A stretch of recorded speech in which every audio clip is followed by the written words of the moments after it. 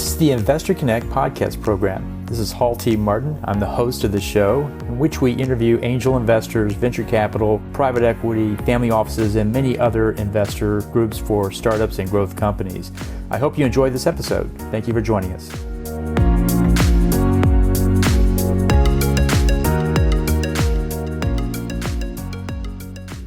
Well, hello, this is Hall Martin with Investor Connect. Today I'm here with Rodney D'Souza, Managing Director of the Institute for Entrepreneurship and Innovation at TCU. The Institute for Entrepreneurship and Innovation at TCU has a mission to promote an entrepreneurial culture and pursuit of value-centered creation. Rodney, thank you for joining us. Thank you so much for having me, Hall. So where are you calling from today? So right now I'm on our beautiful campus at TCU. We're in the Neely School of Business. Great. That's in Fort Worth, is that right? That is correct, yes. Great. So tell us more about your background. What led you to this place? So I got my start mostly in tech entrepreneurship and started and sold a couple companies in that space. From there, I tried my hand at CPG stuff, some beverage stuff as well. And then I jumped onto the other side of the table and started investing with some good friends of mine, Brad Zapp, who I think you had on your podcast a few years ago, George Hagan, and Daniela Yoder. And I've also been in academia for about a decade now. And I currently run the Institute for Entrepreneurship and Innovation at TCU, which is a top-ranked entrepreneurship program in the nation for both undergrads as well as graduate students. Well, great. So tell us more about the Institute for Entrepreneurship and Innovation at TCU. What do you guys do there?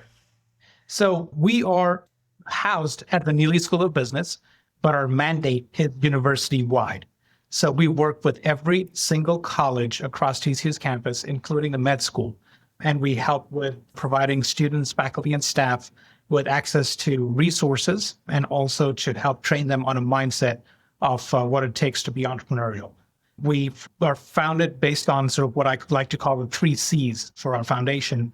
One is we are cross-campus. So we work with every college across campus.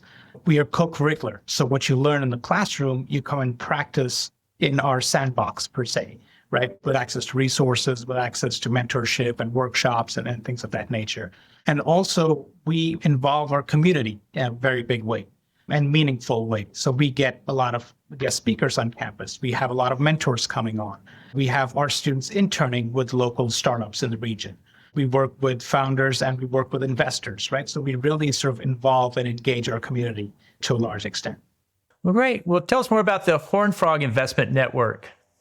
So yes, Horned Frog Investment Network was something that we started about a year ago. It was in the works for more than 3 years since I got here, but we finally dotted all the I's and crossed all the T's and got it through the university system.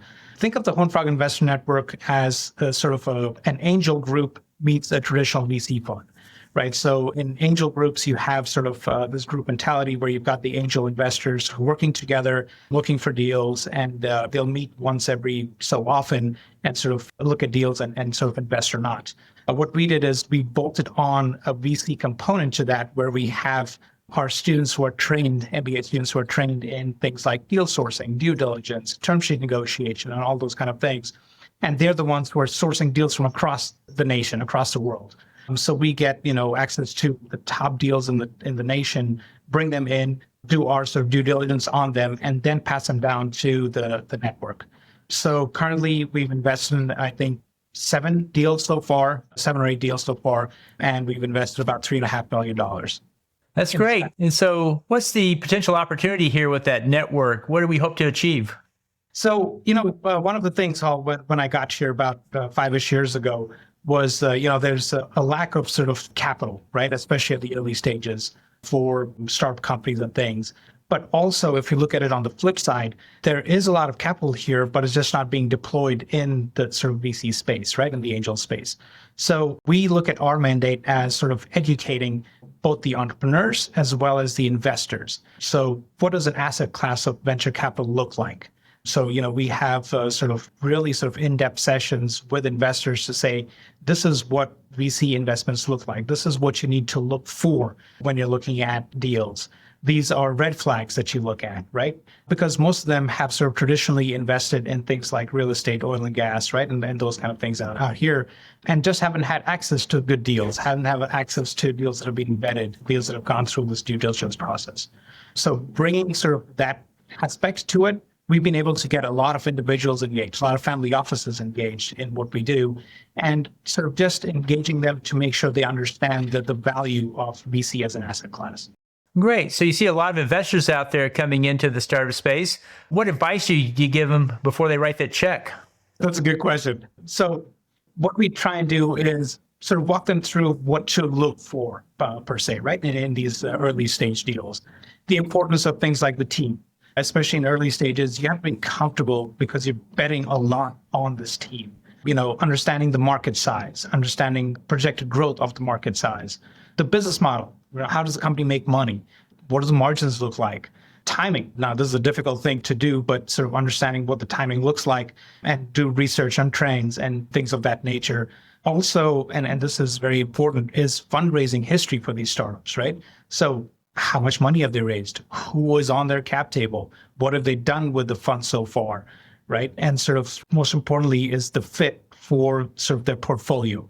Does this company fit their portfolio in diversifying what they're looking to do? So we look at all those different things and try and make sure that the investors understand those kind of things as well. And what's the impact on the students from this program? Oh, man, brilliant question. So like I said, all our programs are co-curricular, which means our students are implementing what they learn in the classroom into one of our programs, so many of our programs. So for this particular program, we have an MBA class set up, and currently Joe Dickerson is teaching that class. And, they learned, like I said, everything from due diligence, deal sourcing, term sheet negotiation, understanding all these different aspects of deals. And from that class of about 25 or 30, we pick 2 or 3 associates every year, right? So it's a rigorous process to go through and be picked as associates for the Hornfrog Investment Network. Now, those associates are the ones who are going out deal sourcing and things, but they're also sitting at the same table with really large family offices, with really sort of, large VC funds, individual investors. So they are not only sort of doing all these things on the front end, but they're learning a lot as they go through the process as well. And what that does is makes them sort of prime targets, per se, for the VC funds moving to the region, for the large family offices, for all these different investors coming into the region, because Texas, as you know, is growing, leaps and bounds in this space especially. And all our associates have been picked up by funds and family offices and things like that. So it's really sort of preparing our next generation to be ready and engaged when the opportunities come about. Great. So how many students are impacted each year? So again, we've only been doing this for a year, and we've had 4 students go through this program already. 2 are currently sort of the junior associates, and 2 have gone through it in the past. That's great. That's great. So I guess to switch gears a little bit, one question I always ask is, what online information source do you find most helpful in your work? We've got a couple of those, Paul. So, PitchBook has been extremely, important for what we do, but that's for the Hornfrog Investment Network side of things, right? Also, the ACA is very important for what we do, that side of things. But on the other side, so, journal articles are very important for the things that we do. We refer a lot to the GCEC, which is the Global Consortium for Entrepreneurship Centers. And they have a lot of information, a lot of best practices, a lot of models for all the entrepreneurship centers across the globe and how they're working and doing their stuff. We also have organizations like USASB, which is the United States Association of Small Business and Entrepreneurship, and we work with them very closely, again, for best practices, models, and things of that nature.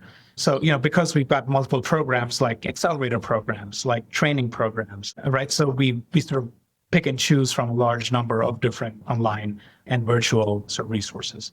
Well, great. Well, you see a lot of different business models and new technologies coming out. If you could start a business tomorrow, what would that business be? That's a great question. One, I'm too old to start a business, man. It's difficult. It's extremely difficult to do it. And it takes a lot of time, a lot of patience. And I'm just too comfortable right now, right, than to jump into something like that. But that being said, I love AI. I love the space that's sort of jump into right now. So if anything, I'd probably jump into something like that going forward. Great. Well, when you put the the Horned Frog Investment Network together, what's one thing it did that you didn't expect?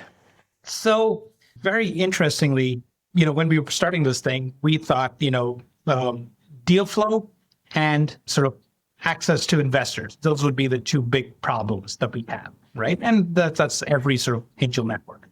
What we realized is the deal flow part of it was actually not just interesting, it was also, there were a lot of different VC funds, a lot of different angel groups from around the nation who, one, because of prior networks and relationships, but also because of TCU's stamp on it, a lot of them wanted to engage.